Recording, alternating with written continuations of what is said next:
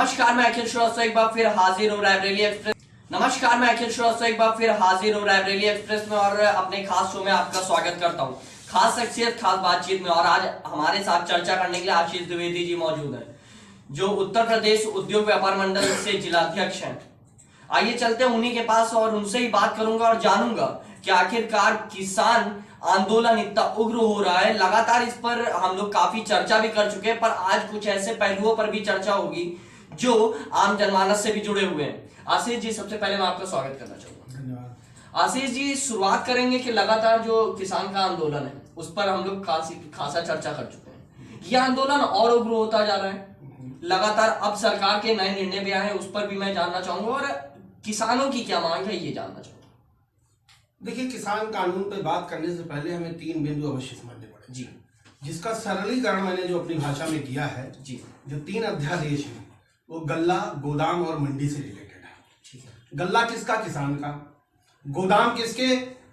बड़े बड़े भंडारण करने वाले उद्योगपतियों या बहुत बड़े बड़े व्यापारियों के। ठीक है। जो इतना स्तर उनका बड़ा होता है कि वो किसी एक राज्य के संपूर्ण अनाज का भंडारण कर सके, इस लेवल के। और मंडी किसकी? व्यापारी की, जिसमें मझोला व्यापारी, छोटा व्यापारी और किसान, जिसमें उपभोक्ता बन के जाता है और उनको अपना अनाज बेचता है। ठीक है। इस तीनों कानून के लागू होने के उपरांत सबसे पहला प्रभाव पड़ेगा किसान के गल्ला पे, दूसरा प्रभाव पड़ेगा मंडी पे, और तीसरा जो भारी प्रभाव पड़ेगा वो गोदाम है।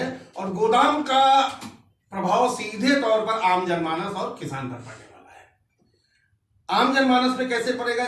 हम सभी लोग जानते हैं कि भंडारण इस देश की एक ऐसी व्यवस्था है, किसी भी देश की, कि अगर उसको किसी भी जो व्यापार का एक स्वाभाविक सा फार्मूला है कि अगर किसी भी चीज की रेट बढ़ाने हो, मूल्य बढ़ाने हो, तो उसकी बाजार में क्राइसिस कर दीजिए। क्राइसिस होती किसके माध्यम से? भंडारण के माध्यम से होती है।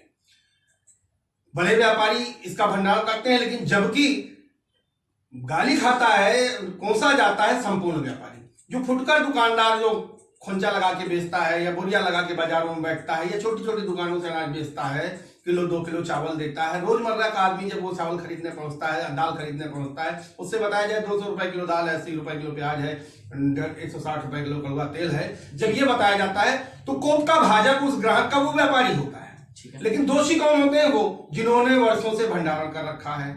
इस 3 कानून के लागू होने के बाद जो सबसे बड़ी चीज आई है, किसान क्यों उग्र है? अनाज उसका, जमीन उसकी, फसल उसकी, लेकिन उसके मूल्य का निर्धारण का अधिकार उसका नहीं। सामान आपका है, खरीदूंगा मैं कितने में ये मैं निर्धारित करूंगा, आप बेचोगे कितने में ये आपका निर्धारण का अधिकार नहीं। पहली खामी। दूसरी जो बेसिक चीज है जिससे आम जनमानस प्रभावित होगा वो है आवश्यक खाद्य वस्तु अधिनियम। इस कानून के माध्यम से आवश्यक खाद्य वस्तु अधिनियम कानून को कुठाराघात हुआ है। वे सारे आवश्यक वस्तुएं, दाल, प्याज, दलहन, तेल, ऐसी चीजें जो रोजमर्रा की चीजें थी, प्रत्येक व्यक्ति को जीवन के जीने के लिए, पेट भरने के लिए उनकी आवश्यकता पड़ती है, उनको आवश्यक वस्तुओं से हटा दिया गया है। अब आवश्यक वस्तुओं से हटाने का लाभ यह मिला कि उसका भंडारण कोई भी कितनी भी सीमा में कर पाएगा। भंडारण की सीमा समाप्त हो गई। ठीक है। अभी तक की सरकारों ने आवश्यक वस्तु अधिनियम के अंतर्गत ऐसे चीजों को जो रोजमर्रा के जीवन में खाद्य पदार्थ हैं उनके भंडारण की एक सीमा निश्चित कर रखी है। अब जब सीमा ही नहीं रहेगी तो जो धनाढ्य व्यापारी होगा, जो पैसे वाला व्यापारी होगा, जिसको सही मायने में इस संपूर्ण कानून के परिदृश्य के पीछे जो हैं, जिनको हम उद्योगपति बुलाते हैं, वे व्यापारी शब्द तो उनके लिए जोड़ता हूं तो मुझे अपने लिए, हमारे समाज के लिए गाली जैसा लगता है। वे स्वयं के स्वार्थ के लिए ये कार्य करेंगे। जब वो अभी पता चला है, लखनऊ में भी कुछ लोगों ने देखा, मेरे 1-2 साथियों ने देखा, बताया है, और जैसा कि पंजाब में देखने को मिल रहा है कि वहां पे जो गोदाम बने हैं वहां पर एक ऐसा कैप्सूल टैंक बनाया गया है जिसमें अगर आप किसी अनाज को रख दें तो 5 साल तक तो गारंटीड खराब होने की स्थिति में नहीं है। अब आप मानिए जैसे आलू की फसल ले लीजिए आप, ये दलहन, आजकल आवारा छोटा जानवरों के चक्कर में दलहन की फसल नहीं होती। आम किसान उन दलहनों को उगाने से बाहर आता है। गेहूं, चावल आम पैदावार है, सब जगह हो जाती है क्योंकि वो 3 महीने 6 महीने की फसलें हैं, आदमी काट ले। दलहन एक लंबी फसल है, 1 साल की, 1.5 साल की। ऐसे में 1 साल तक खेतों को ताकना किसान के लिए मुश्किल होता है। दलहन बिकता नहीं। अब दाल आएगी, चाइना से आएगी कि पाकिस्तान से आएगी कि कहां से आएगी, बड़े व्यापारी लाएंगे, उद्योगपति लाएंगे, उनका भंडारण करेंगे। 5-5 साल जब उनके पास भंडारण की व्यवस्था होगी, किसान को जो पैदा करेगा उसको मूल्य मिलेगा उनके निश्चित किए गए मूल्य के अनुरूप, भले ही उसकी लागत कुछ भी हो, जितने में वो, है ना। लेकिन जब कोई भी अनाज, कोई भी गल्ला, कोई भी खाद्य पदार्थ 5-5 साल तक भंडारण होगा तो नो डाउट बाजार में क्राइसिस होगी, और जब हम उसको जब क्राइसिस होगी तो अपने हिसाब से बाजारी मूल्य तय करके बाजार में निकालेंगे। ये प्रभावित कौन होगा? आम जनमानस, मध्यम वर्गीय। जो दिहाड़ी मजदूर है वो तो सुबह से शाम तक 200-300 कमाता है, उसी में खा के सो जाते हैं। जो हाई एमएसपी का उद्योगपति या पैसे वाला या अमीर वर्ग है, जिसको हम कहते हैं कि संभ्रांत वर्ग है, उसके पास इससे कोई दिक्कत नहीं है खरीदने की। 160 रुपए किलो दाल मिल रही है कि 200 रुपए किलो है, इसके ऊपर बहुत फर्क नहीं पड़ता, बहुत फर्क पड़ता, क्योंकि वो जैसे भी कमा रहा है उसमें कहीं ना कहीं अपना। सरकार के नुमाइंदे इस बात को कह रहे हैं कि किसान भी उसका भंडारण कर सकते हैं, ऐसा नहीं है कि सिर्फ कंपनियां भंडारण करेंगी, पहली बात। दूसरी बात, उन्होंने ये कहा कि किसान कहीं भी अपने धान को बेच सकता है। जैसा कि आपने बताया कि किसानों का जो मूल्य निर्धारण होगा वो कंपनी करेगी, पर इस बात को भी तो सरकार साफ कर रही है कि किसान भी अपने मूल्य का निर्धारण करेंगे। अगर उनको उस मूल्य का नहीं मिलता है तो आप वहां मत बेचिए, आप कहीं और जाके बेचिए। दूसरी चीज, बेसिक बात है जी, जब मंडी समितियां समाप्त होंगी, जी, सरकार ने ये भी साफ किया है कि मंडी समितियां नहीं समाप्त होंगी। मैं बता रहा हूँ कैसे समाप्त होंगी। जी, मंडी के अंदर बिकने वाले अनाज पर टैक्स पड़ेगा और मंडी के बाहर न बिकने वाले अनाज पर टैक्स नहीं है। स्वाभाविक सी चीज है, तो बिक्री कहाँ हो?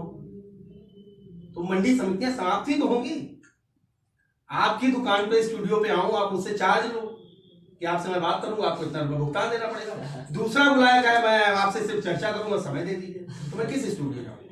तो इसको इस तरह समझिए ना कि जब मंडी के अंदर अनाज बेचने किसान जाएगा और उसको उस पर टैक्स देना पड़ेगा, और मंडी के बाहर नहीं बिकेगा, कहाँ बिकेगा ना? मंडी के बाहर बिकेगा। तो मंडी समितियां अपने आप स्वतः समाप्त हो जाएंगी। बिहार इसका जीता जागता उदाहरण है, मध्य प्रदेश में ये प्रक्रिया चालू हो गई है। ऐसे में तो मंडी समितियां तो समाप्त हो ही जाएंगी ना, आज नहीं कल हो जाएंगी, स्वतः समाप्त हो जाएंगी। हम नीति ऐसे दे देंगे कि आप दुकान से बाहर निकलोगे नहीं। हम ऐसी व्यवस्था कर देंगे कि आप अपने घर से बाहर नहीं निकलोगे, घर ही में रहो। हम आपसे कहेंगे नहीं कि घर के अंदर रहो, ऐसी व्यवस्था कर देंगे घर के अंदर रहो। तो इसको क्या कहेंगे? इसको मंडी समिति समाप्त करने का ये पीछे से कार्य किया जा रहा है। मूल्य निर्धारण, मूल्य निर्धारण, जब कंपनियों को बाहर ही माल खरीदना है, हमारे ही नुमाइंदे गली गली बैठे होंगे, जिस रेट पे हम चाहेंगे, जब किसान को अपनी मूल्य, हम मांगते ना हमको 20 रुपए किलो गेहूं का रेट चाहिए, कोई खरीदने वाला नहीं मिलेगा, तो हमको अपने बच्चों को पेट पालना है। भंडारण कहां कर पाएगा किसान? किसान प्रतिवर्ष भोजन अनाज पैदा करता है, बेचता है, उससे अपना परिवार पालता है। आप उससे उम्मीद कर रहे हो 5 वर्ष तक, 3 वर्ष तक भंडारण करेगा? अगर भंडारण करेगा तो बच्चों का पेट कैसे पालेगा, अपने जीविकोपार्जन कैसे करेगा, जीवन की अन्य आवश्यकताओं की पूर्ति कैसे करेगा? तो ये संभव नहीं है। कह देना हालांकि कि आप भी जाइए भंडारण करिए, मुझसे कह दे कोई कि जाइए अपने कांग्रेस कार्यालय या व्यापार मंडल के कार्यालय या हवाई जहाज से उतर जाइए, जब वहां प्लेटफॉर्म है नहीं तो उतरे कैसे? स्वाभाविक से, मतलब इसको उस रास्ते से समझने का प्रयास किया जाए जो संभव। कह देना मात्र सब चीज का सोल्यूशन नहीं है। सड़कों पर उतरे हुए हैं किसान, लगातार इस बात को देखा जा रहा है, पर इससे आम जनमानस की तरफ क्या असर पड़ रहा है? क्योंकि एक अहम पहलू जिस पर आज चर्चा करने के लिए आज हम लोग बैठे हुए, इससे आम जनमानस को भी दिक्कतें हो रही हैं। हमारे दर्शक वो चीज जानना चाहेंगे। देखिए, दुर्भाग्य का विषय है कि किसान लंबे समय से आंदोलित है। जुलाई में यह कानून जब आया, अगस्त में, तब से लगातार पंजाब, हरियाणा, राजस्थान आदि के क्षेत्र के किसानों ने अपना विरोध दर्ज कराया और धीरे धीरे संपूर्ण देश में यह आवाज फैली। सोशल मीडिया पे हम सब रहते हैं। आज किसानों के समर्थन में आई एम विद फार्मर के टैग तमाम मिलेंगे। कोई ये नहीं कहता I am anti with farmer, I am anti farmer, I am supporting to Adani and Ambani and government किसान अध्यादेश, ये कोई नहीं कह रहा। मौखिक रूप से कह रहे होंगे लोग, लेकिन कोई लिखने की हिमाकत नहीं करता, क्योंकि एक अगर लिखेगा तो 200 समर्थक उसके पीछे लग जाएंगे। क्यों? ये कारण है कि वे स्वतः समझ रहे हैं ये जो हो रहा है गलत हो रहा है, ठीक है हम बोलेंगे नहीं। अभी मैंने कहीं पढ़ा था हाल में कि कोई जब सरकार गलत करे तो उसका विरोध करो, विरोध ना कर सको तो लिखो, लिख ना सको तो समर्थन करो, अगर समर्थन भी ना करो तो चुप रहो। तो मैं ऐसे सरकार के समर्थकों को भी किसान का समर्थक मान रहा हूं जो चुप है।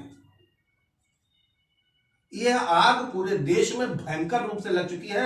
और कल सरकार ने जो किसानों को प्रस्ताव दिया है कई दौर की वार्ता के उपरांत, मैं जानना चाहूंगा आपके माध्यम से सरकार से कि क्यों आखिरकार सुप्रीम कोर्ट को हस्तक्षेप करना पड़ा, क्यों कहना पड़ा ये कानून होल्ड किया जाए जब तक आप कोई समाधान ना निकाल करना पड़ा। न्यायपालिका को आवश्यकता क्या थी किसानों और सरकार के बीच बोलने की, जब उसे लगा कि एक जनमानस अपने हित की बात, अपनी आवाज को शांतिपूर्वक रखने का प्रयास कर रहा है और कई दौर की वार्ता के उपरांत भी उसका हल नहीं निकल रहा है, तो निश्चित रूप से कोई खामी है। क्यों किसान अडिग है, नहीं कानून वापस ही चाहिए। आपको जब जीने का अधिकार नहीं मिलेगा तो क्या करोगे, संघर्ष करोगे। वही करने जा रहा है, वही कर रहा है किसान। उसको मालूम है उसका भविष्य क्या होने वाला है, उसको पता है उसकी जमीनें गिरवी हो जाएंगी, उसको पता है उसकी जमीन उसकी नहीं रहेगी, उसकी फसल उसकी नहीं रहेगी, उसके बच्चे खेतों में मजदूर बन के रह जाएंगे। इसलिए वो विरोध कर रहा है। और रही बात आम जनमानस की, यह दुर्भाग्य का विषय है कि आम जनमानस किसान आंदोलन से होने वाली भविष्य के प्रभाव से अनभिज्ञ बना बैठा है, जबकि किसानों को जो नुकसान होगा वह तो उनको सीधे तौर पर होगा, लेकिन इस देश का बहुत बड़ा वर्ग जिसे मध्यम वर्ग के नाम से जाना जाता है, मैं समझता हूं वो 60 से 70% वर्ग होगा, वो 50% तो अवश्य ही होगा, वह सीधे रूप से प्रभावित होगा। जैसे कि मैंने पहले कहा, जब भंडारण होगा, चीजें समाप्त बाजार में कम आएंगी, नतीजा है कि मूल्य बढ़ेगा। हम जो अभी आप देखिए भंडारण का एक जीता जाता उदाहरण, अभी आप चंद 15 दिनों पहले तक 45 से 50 रुपए किलो आलू खा रहे हैं, ठीक है, भंडारण का आलू था वो। किसान का आलू मंडी में 10 रुपए किलो आलू आप खा रहे हो, इससे बड़ा उदाहरण क्या देंगे। ये व्यवस्था है, इस तरह आम जनमानस प्रभावित होगा। मैं तो आपके माध्यम से ये कहना चाहूंगा कि हर उस मध्यम वर्गीय को जो नियमित रूप से प्रत्येक खाद्य सामग्री खरीद के खाता है, उसे इस आंदोलन में किसानों का समर्थन करना चाहिए। चलिए आशीष जी, आप हमारे साथ मौजूद रहे, इसके लिए मैं आपका शुक्रिया अदा करना चाहूंगा। और मैं अपने दर्शकों से भी कहूंगा कि आपके द्वारा पूछे गए सारे सवालों को हम लोग कोशिश कर रहे हैं कि उस जवाब को आप तक पहुंचा सकें, और आप कमेंट बॉक्स में आप अपने सवाल हमसे पूछ सकते हैं। धन्यवाद।